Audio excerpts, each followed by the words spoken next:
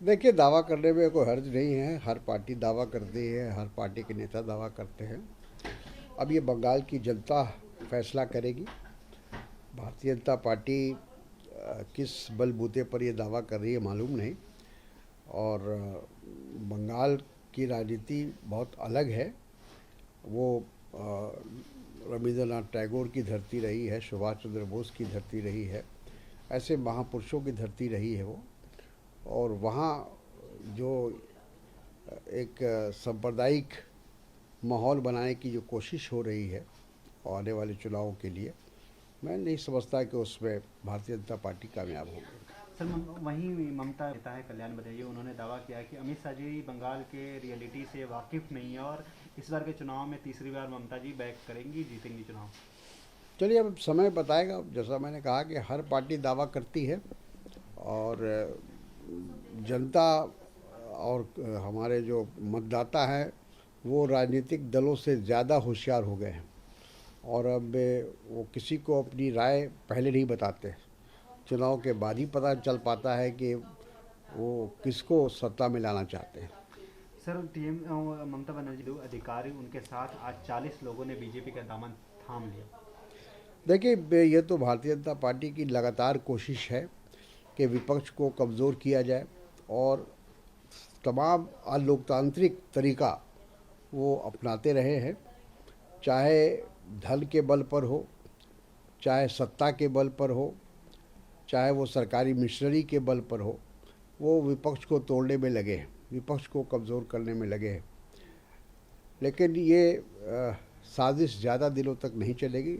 अब इस देश की जनता इस बात को समझ रही है कि भारतीय जनता पार्टी इस देश में लोकतंत्र को कमज़ोर करने का काम कर रही है।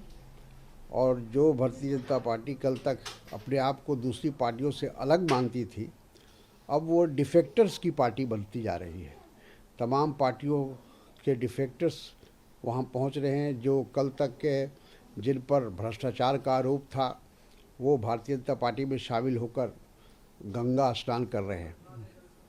सर आज प्रधानमंत्री करते हुए उन्होंने कहा वाई इंडिया से इंडिया आगे बढ़ के वाई नॉट इंडिया तक पहुंच गया। लेकिन डायलॉग बोलने में तो हमारे प्रधानमंत्री का जवाब नहीं है। उनको तो डायलॉग राइटर होना चाहिए था। अगर आज बम्बई में होते वो तो ज़रूर फिल्म में डायलॉग लिख रहे होते। सर आज कांग्रेस में बैठे उन लोगों ने सोनिया गांधी से मुलाकात की। सोनिया जी ने भी आज इन लोगों को समय दिया और मिला और सारे डाउट को क्लियर करने की कोशिश की। देखिए, कांग्रेस पार्टी सही मानों में एक डेमोक्रेटिक पार्टी है। और ये सोनिया जी का जो कहा जाए कि उनका व्यक्तित्व है, जो तमाम लोगों की बातें सुनती हैं पार्टी के अंदर। और उन्होंने पहले भी कहा था कि पार्टी फोरम पर जो भी आपको बोलना हो, अपनी बात कहनी हो, आप कह सकते हैं। और अभी उन्होंने जो बैठक बुलाई है, ये सिलसिला जारी रहेगा जहाँ तक मैं समझता हूँ।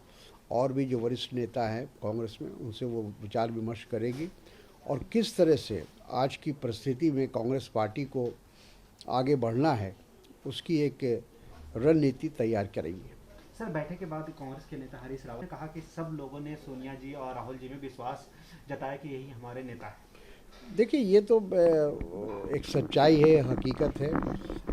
हर व्यक्ति जो कांग्रेस से वाबस्ता है, जुड़ा हुआ है, वो इस बात को अच्छी तरह समझता है कि आज की परिस्थिति में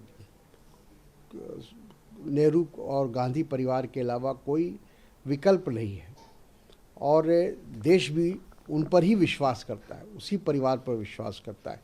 और उसका कारण है कि इस परिवार ने इतनी कुर्बानियाँ और बलिदान दिया है, चाहे आज़ादी की लड़ाई हो या आज़ादी के बाद देश की एकता अखंडता का सवाल हो। अपनी जान की आहुति अगर किसी राजनीतिक परिवार ने दिया है तो वो इसी परिवार ने दिया है। सर सोनिया जी ने महाराष्ट्र के मुख्यमंत्री उद्धव ठाकरे जी को पत्र लिखा था एससी एसटी कम्युनिटी को लेकर के, क्या उनके लिए भलाई के काम हो रहे हैं वो जानने के लिए पत्र लिखा था। उसको लेकर के आज शिवसेना के नेता है संजय राउत, उन्होंने कहा कि इस पत्र कोई प्रेशर पॉलिटिक्स नहीं है। बिल्कुल सही कहा उन्होंने। देखिए, ऐसा है कि कांग्रेस पार्टी हमेशा जो समाज के कमज़ोर वर्ग के लोग हैं, दलित हैं, पिछड़े हुए हैं, अल्पसंख्यक हैं, तो उनकी आवाज़ हमेशा कांग्रेस उठाती रही है। क्योंकि देखिए सब समाज तभी बनेगा, हमारा मुल्क एक प्रगतिशील समाज तभी बनेगा जब हम समाज के कमज़ोर वर्गों को अपने साथ देश की मुख्यधारा में लेकर चलेंगे। सर, एक आखिरी सवाल, तमिलनाडु में चुनाव उससे पहले वहाँ के मुख्यमंत्री अनाउंसमेंट करते हैं कि पोंगल जो त्यौहार आने वाला है उस त्यौहार पे 2500 का कैश दिया जाएगा और गिफ्ट भी दी जाएगी। देखिए अब ये उनका अपना फैसला है, लेकिन अभी चुनाव वहाँ सामने है और ठीक चुनाव के पहले इस तरह से लोगों को लुभाना मैं समझता हूँ कि ये मुनासिब नहीं है। अगर ये गिफ्ट उनको देना था तो पिछले 5 साल से जब से उनकी सरकार है लगातार देते, तो आज किसी को उंगली उठाने की ज़रूरत नहीं पड़ती।